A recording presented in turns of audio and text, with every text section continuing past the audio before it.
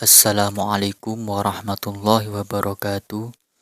Para pemirsa yang dirahmati Allah, marilah kita bersama-sama mendengarkan tausiah dari Ustadz Saiful Karim berasal dari Garut, Jawa Barat.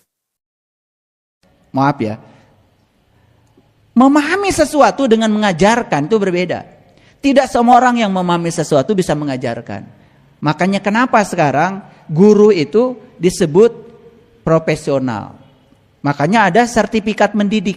Karena tidak semua orang yang ngerti fisika bisa jadi guru fisika. Tidak semua orang yang ngerti matematika mengajarkan matematika. Karena harus ada sertifikat mendidiknya. Makanya ada yang namanya program pendidikan profesi guru. PPG namanya, pendidikan profesi guru. Karena guru itu sudah profesi. Sama seperti dokter. Bedanya apa? Kalau dokter ngasih obat salah, katingali langsung ayeuna. Guru mah ngasih konsep salah, katingali. Ta eta amanah guru mah. Guru ngajar matematika salah, nggak kelihatan. Budak teh baru sadar, guru SD na ngasih matematika salah itu paling juga entar di perguruan. Mun sadar eta ge budakna. Makanya guru mah aman. Iya, guru SD ngajar salah, nggak ada, tetap aja. Masih dinyanyikan lagu himne guru toh? Gitu. Nah, itu bedanya. Kalau dokter ngasih obat salah, ayeuna katingali. Lamun guru ngasih pelajaran yang salah, katinggalinya teh namanya 10-20 tahun yang akan datang. Makanya guru nggak boleh salah. Itulah, ya, jangan menganggap remeh sama profesi guru. Ya, gitu. Pertanyaan selanjutnya, mungkinkah Allah yang Maha Pengasih, Maha Penyayang bertindak sewenang-wenang menentukan keadaan seseorang menurut kehendaknya sendiri? Mungkin? Enggak mungkin. Dia Maha Pengasih, Maha Penyayang. Tapi Allah sudah ngasih pilihan. Nah, siapa yang dikasih pilihan oleh Allah? Siapa? Dari semua makhluk yang dikasih pilihan oleh Allah siapa? Hanya manusia. Kenapa manusia dikasih pilihan? Kenapa? Karena manusia dikasih kecerdasan yang melampaui kecerdasan semua makhluk. Didinya, intinya manusia itu. Makanya manusia itu ditunjuk oleh Allah menjadi khalifah. Khalifah itu bukan penguasa. Bukan. Khalifah itu artinya adalah wakil. Yang ketitipan untuk menjaga. Makanya khalifah itu bukan penguasa. Khalifah itu penjaga. Selama ini mengartikan khalifah penguasa. Lalu semena-mena di bumi ini, ya, mengeksploitasi bumi untuk kepentingan dirinya sendiri. Oke, lanjut. Kalau sudah ngerti sampai sini, sorry. Baik. Nah, saya tadi bicarakan umur ditentukan siapa? Umur memang ditentukan oleh Allah. Tapi cara Allah menentukan umur bukan si A sekian tahun, si B sekian tahun. Allah menentukan umur berdasarkan hukum alam semesta. Jadi artinya walaupun data seseorang itu, ya, datanya misalnya umurnya pendek, tapi kalau dia memiliki keinginan kuat untuk berumur panjang dengan mengubah pola hidupnya, apakah itu diizinkan oleh Allah? Diizinkan, kan ayatnya tadi bilang Allah bisa mengubah nasibnya. Betul nggak?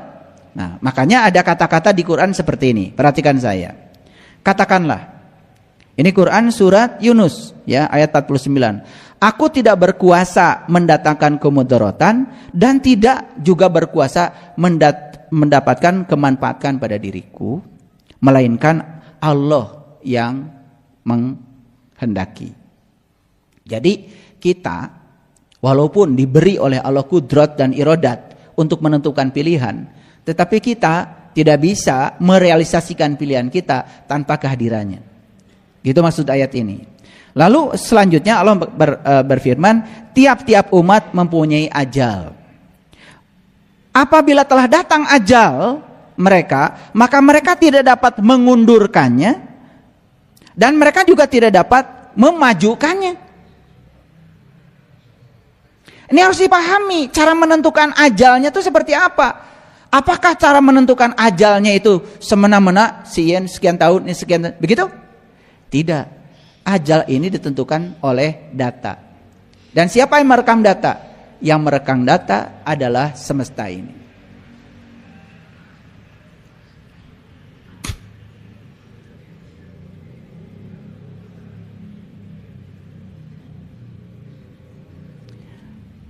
Gitu. Karena kita selama ini memahami, begitu seseorang meninggal, lihat saya semua, seseorang meninggal, langsung ayat ini keluar kan, ketika di kuburan, betul? Yusuf, betul kan? Pasti ayat ini kan, likuli umatin ajalun, idza jaa ajaluhum fala fala yastakhiruna sa'a. Ini sering dibaca. Oh, ini udah ajalnya, udah harus mati hari ini. Tidak bisa diundurkan, tidak bisa dimajukan. Pemahaman kita ditentukannya oleh Allah, dak aja hari ini. Lalu semua itu ditempuhkan oleh Allah. Tentang cara hidup orang ini seperti apa, tentang pola hidupnya seperti apa, pola pikirnya seperti apa. Toh sih ada paling aman, mah tempuhkan oleh Allah sadayana. Padahal sebetulnya yang namanya ajal itu terjadi karena pertemuan antara dua kudrat. Sama seperti ini, tidak ada pertemuan kalau nggak ada kalian, nggak ada saya. Pertemuan itu selalu ada dua pihak, betul? Jadi ajal itu harus ada dua pihak. Ada pihak kitanya, ada pihak Allahnya. Nah, ketika pihak kita dan pihak Allah bertemu, di situ ajal. Terus cunduk karena waktu, cinda karena, ninggang kana cunduk kana waktu, ninggang kana mangsa. Nah, cunduk kana waktu, ninggang kana mangsa itu bukan berarti ditentukan oleh satu pihak, tetapi ditentukan oleh dua pihak. Gitu. Paham maksud saya? Jadi kalau begitu, apakah kita bisa mengubah data kita? Bisa. Bisa. Kahartos ya? Nah, kalau saya tidak jelaskan begini kan bingung. Di satu sisi katanya semua sudah ditentukan dia. Di sisi lain dia sendiri mengatakan boleh kamu mengubahnya. Kan bingung kita. Nah, sekarang sudah ketemu titik temunya. Karena ruhku, bagian dari dirinya Allah yang ditiupkan ke dalam diri kita, kan diberi kuasa juga, diberi kudrat dan iradatnya. Makanya di Quran Allah sering sekali mengatakan yahdillahu linurihi mayasa. Allah akan menunjukkan pada cahayanya siapa yang dikehendaki. Dan siapa yang dikehendaki oleh Allah? Yang punya kehendak. Oke, paham ya ayat ini? Oke. Kalau sudah paham lanjut. Masih tentang ajal. Dialah yang menciptakan kamu dari tanah. Kemudian dari tanah ini jadi setetes mani. Gimana dari tanah jadi mani? Ya tentu saja lewat proses makanan. Betul? Ya bukan tanah dirubah jadi air mani. Ya tanah ngasih makanan. Gitu. Makanan dimakan. Nah baru jadi setetes mani. Sesudah itu menjadi segumpal darah. Kemudian itu setelah itu kamu dilahirkan. Kamu jadi seorang anak. Kemudian setelah itu kamu akan menjadi dewasa. Kemudian setelah itu kamu menjadi tua. Di antara kamu ada yang diwafatkan sebelum itu? Ada. Nah, siapa yang mewafatkan dia sebelum tua? Kan tadi prosesnya dari tanah, air mani, darah, daging, lahir jadi anak, kemudian jadi jadi dewasa, jadi tua. Tapi Allah mengatakan ada juga yang diwafatkan sebelum itu. Itu fakta kan? Nah, siapa yang mewafatkan orang ini? Allah saja? Tidak. Allah beserta orang ini. Yang maksud saya, situ ajal terjadi. Ada pertemuan dua hal. Gitu. Ngerti ya? Jadi ajal itu bukan ditentukan si A sekian, si B sekian gitu. Nah, selama ini kan kita memahaminya begitu. Nah, sekarang saya kasih tahu ya, pemahaman yang masuk akal seperti apa supaya kita sadar. Nah, sekarang kan kita berbesar hati. Oh, sebetulnya kita bisa mengubah dong kehidupan saya, betul? Agar saya bisa. Tetapi walaupun akhirnya sesehat-sehatnya juga kita mengubah pola hidup, tetap saja pada akhirnya kan tubuh ini tidak bisa dipertahankan lagi. Nah, itu masuknya hukum alam. Itu hukum alam. Oke. Nah, itu alamiah ya. Baik. Lanjut lagi. Tentang umur sekarang. Dan sungguh kamu akan mendapati mereka manusia yang paling tamak kepada kehidupan, bahkan lebih tamak lagi dari orang-orang musyrik. Masing-masing mereka ingin agar diberi umur 1000 tahun. Padahal umur panjang itu sekali-kali tidak akan menjauhkannya dia dari siksa. Allah Maha mengetahui apa yang mereka kerjakan. Jadi ayat ini mengatakan, sebetulnya kan manusia ini inginnya kan hidup 1000 tahun. Kan ada lagunya kan, ingin hidup 1000 tahun lagi. Ya. Nah, itu sebetulnya boleh, ingin hidup 1000 tahun boleh, walaupun tidak sampai 1000 tahun. Setidak-tidaknya ingin hidup sehat, ya kan? Berkelimpahan, bahagia kan gitu. Dan semua itu tergantung pada kita sendiri. Nah, kemudian kita lihat di Quran surat Al-Fatir ayat yang ayat yang ke-11. Dan Allah menciptakan kamu dari tanah, kemudian air mani, kemudian dia menjadikan kamu berpasangan. Jadi pasangan itu jasmani dan rohani, bukan suami istri. Dan tidak ada seorang perempuan pun mengandung dan tidak pula melahirkan, melainkan dengan sepengetahuannya. Jadi sebenarnya yang melahirkan anak kita bukan kita. Yang melahirkan anak kita itu Allah. Betul? Kita cuman jadi lantaran melahirkan anak kita, kan begitu. Dan sekali-kali tidak dipanjangkan umur seseorang yang berumur panjang, dan tidak boleh dikurangi umurnya, melainkan sudah tertulis dalam kitab. Nah, kitab itu data tadi. Data apa? Qadha. Ya toh? Itu sudah tertulis dalam kitab. Kitab siapa? Kitabmu sendiri. Di mana adanya? Di datamu, itu qadha. Paham sekarang? Nah, ini ayatnya. Diperkuat ya ayatnya. Silakan dicatat nama-nama ayatnya. Lalu Quran surat Al-Fatir ayat 37, dan mereka berteriak di dalam neraka itu, ya Tuhan kami, keluarkanlah kami, niscaya kami akan mengerjakan amal soleh yang berlainan dengan yang telah kami kerjakan. Jadi orang ini berteriak dalam neraka sudah mengerjakan amal soleh, tetapi amal soleh yang dikerjakan malah memasukkan dia ke dalam neraka. Maka dia janji ingin keluar dari neraka, ingin mengerjakan amal soleh yang berlainan. Nah, makanya harus tahu amal soleh ya. Itu. Nah, tetapi jawaban Allah apa? Apakah kami tidak memanjangkan umurmu dalam masa yang cukup untuk berpikir? Jadi para sahabat, ayat ini mengatakan pada kita bahwa kita dipanjangkan umur satu tujuannya, hanya untuk berpikir. Tahu berpikir? Tahu apa tidak? Kalau tidak saya kasih tahu. Berpikir udah tahu belum? Ya bilang aja belum tahu. Berpikir udah tahu belum? Belum. Mangut-mangut aja. Tahu berpikir udah. Mikirin beras gitu. Hati tahu. Berpikir berarti menggunakan pikiran. Kalau menggunakan pikiran, ada yang digunakan, ada yang menggunakan. Yang digunakan pikiran, siapa penggunanya? Tuh kan bingung kan? Makanya mangut-mangut aja kayak yang bener. Lihat sekali lagi, manusia dipanjangkan umurnya untuk berpikir. Berpikir berarti menggunakan pikiran. Menggunakan pikiran berarti ada dua. Ada yang digunakan, ada yang menggunakan. Yang digunakan pikiran, siapa penggunanya? Manusia. Yang digunakan adalah pikiran, penggunanya adalah kesadaran. Makanya manusia yang sudah punya kesadaran, dia bisa menggunakan pikirannya. Makanya pikiran berada di bawah kendali kesadarannya.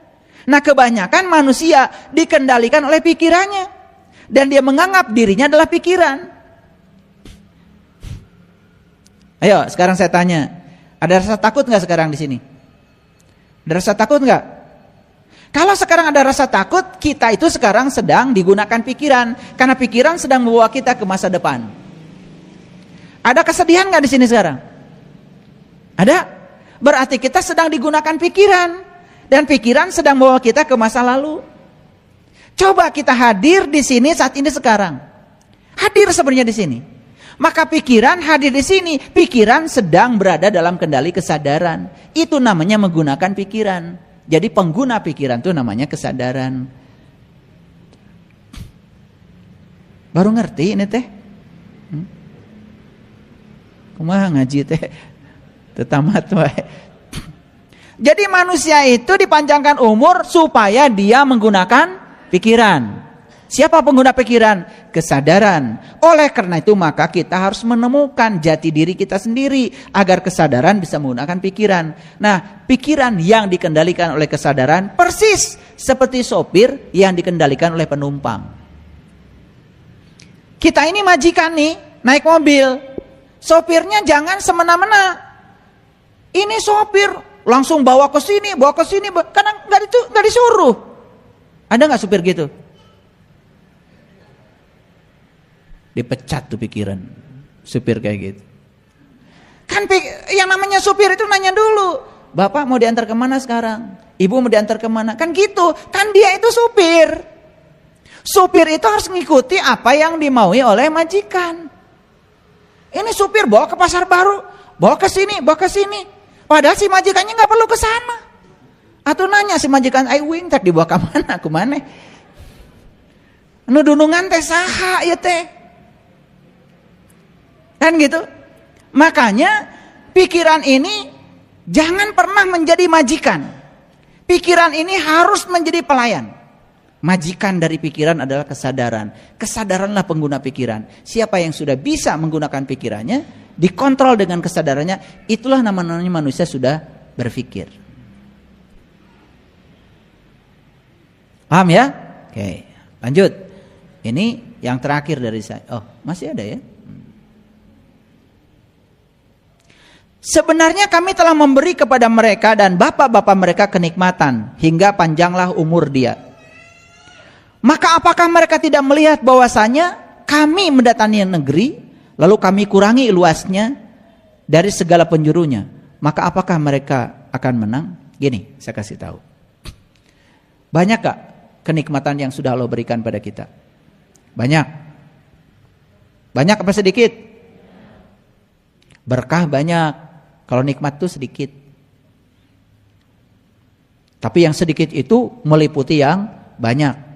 Karena nikmat yang sebenarnya adalah perjumpaan dengan Allah. Satu aja nikmat itu. Makanya nikmat itu hanya diberikan kepada para nabi, para siddiqin, para syuhada, para sholihin.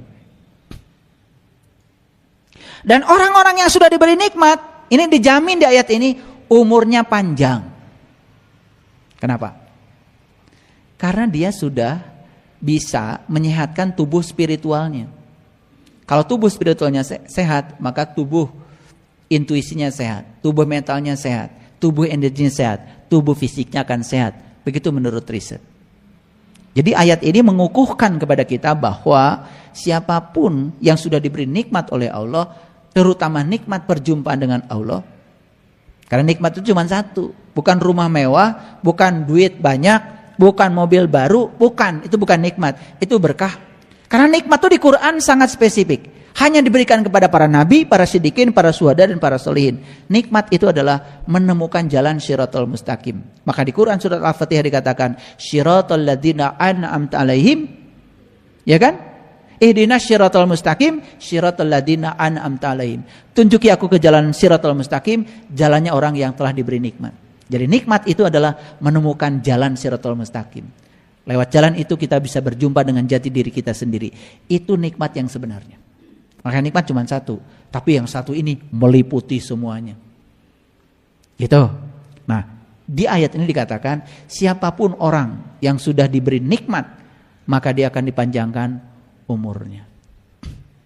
Jadi walaupun umurnya tidak panjang secara kuantitatif, tetapi umurnya membawa berkah. Ada orang yang umurnya 40 tahun secara kuantitatif, tetapi kualitas umurnya luar biasa, membawa berkah untuk kehidupan. Daripada yang 80 tahun gak bikin apa-apa, cuma nyusahin orang lain. Ada yang kayak gitu juga, itu pendek tuh umurnya. 80 tapi gak buat apa-apa di dunia, cuma nyusahin orang aja, bikin onar. Pendek tuh umur. Jadi panjang umur itu hitungannya bukan kuantitatif. Lihat saya semuanya. Nabi Muhammad tuh usianya 63 tahun. Pendek nggak 63 tahun? Ayah Asep berapa sekarang? 63. 63. Ada yang 70 tahun? 70. Nabi Muhammad itu cuma 63 tahun. Tapi dalam kurun 63 tahun itu beliau sudah mampu mengubah dunia. Panjang gak itu umurnya? Panjang tuh umur. Makanya panjang pendeknya umur jangan melihat kuantitatifnya. Lihat kualitatifnya, efisiensinya. Maaf ya, karena banyak orang yang panjang umurnya tetapi tidak berbuat apa-apa. Hanya mementingkan dirinya sendiri. Pendek tuh umurnya. Jadi saya kasih tahu, siapapun orang yang sudah diberi nikmat, panjang umurnya. Ngerti maksudnya? Secara kualitatif. Mungkin saja secara kuantitatif dia tidak panjang sepanjang orang lain. Tetapi kualitas umurnya luar biasa. Baik, sekarang saya mau kasih tahu. Ini bagian yang terakhir dari saya. Tolong jangan lihat ayat ini semuanya, karena akan cukup waktu. Lihat bagian yang terakhir. Yang terakhir, innallaha yarzuku mayyasha bigoiri hisab. Apa? Innallaha yarzuku mayyasha bigoiri hisab. Apa artinya? Sesungguhnya Allah akan memberikan rezeki kepada siapa yang dikehendakinya tanpa batas. Jadi salah kalau kita mengatakan Allah menentukan rezeki seseorang. Bohong itu. Karena ayat ini mengatakan innallaha yarzuqu mayyasha bighairi hisab. Sesungguhnya Allah menentukan rezeki kepada siapa yang dikehendakinya tanpa batas. Saya tanya, siapa yang akan dikehendaki Allah dapat rezeki tanpa batas? Siapa? Yang ingin punya rezeki tanpa batas. Begitu kita ingin, Allah akan menghendakinya. Kenapa rezeki kita terbatas? Karena begitu lihat sepatu harganya mahal, langsung ngaleos. Ah, mahal. Moal beunghar nu kitu mah. Tapi yang ngotot, saya pasti beli sepatu ini nanti. Saya pasti kebeli. Tidak berpikir mahal, tapi berpikir kebeli. Pasti kebeli. Maaf ya, yang ikut bangun Jelekong. Sekarang kalian ikut bangun itu cuma jalannya aja. Maaf, yang murahnya. Beli tanahnya saya nggak ribut. Jebret beli tanah. Saya bebaskan semuanya. Jalan udah saya bebaskan semuanya. Ada yang tanya sama saya, ayah guru katanya tiap sore ke Jelekong. Iya, bayar tanah. Yang depan mahal ya ayah? Enggak. Tanah mah buatan Allah. Duit mah buatan Peruri. Pasti kabeli. Kebeli kan semua. Makanya saya kukulunuan aja sendiri daripada recok. Itu cara saya. Karena kalau saya menerima masukan-masukan dari yang lain, kadang-kadang itu mempengaruhi saya. Jadi saya kadang-kadang juga masih bisa dipengaruhi kalau banyak pengaruhnya. Makanya saya kukulunuan sendiri. Tahu kukulunuan? Bahasa Inggris itu.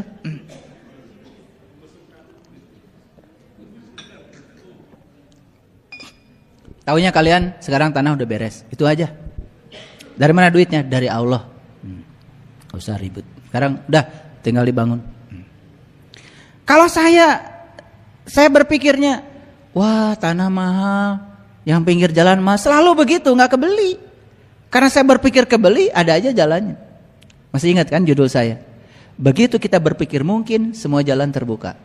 Begitu berpikir tidak mungkin, semua jalan tertutup. Kenapa semua jalan tertutup? Karena kita berpikir tidak mungkin. Terima kasih. Assalamualaikum warahmatullahi wabarakatuh. Demikian tausiah dari Ustadz Saiful Karim. Semoga bermanfaat bagi kita semua. Amin amin ya rabbal alamin. Wassalamualaikum warahmatullahi wabarakatuh.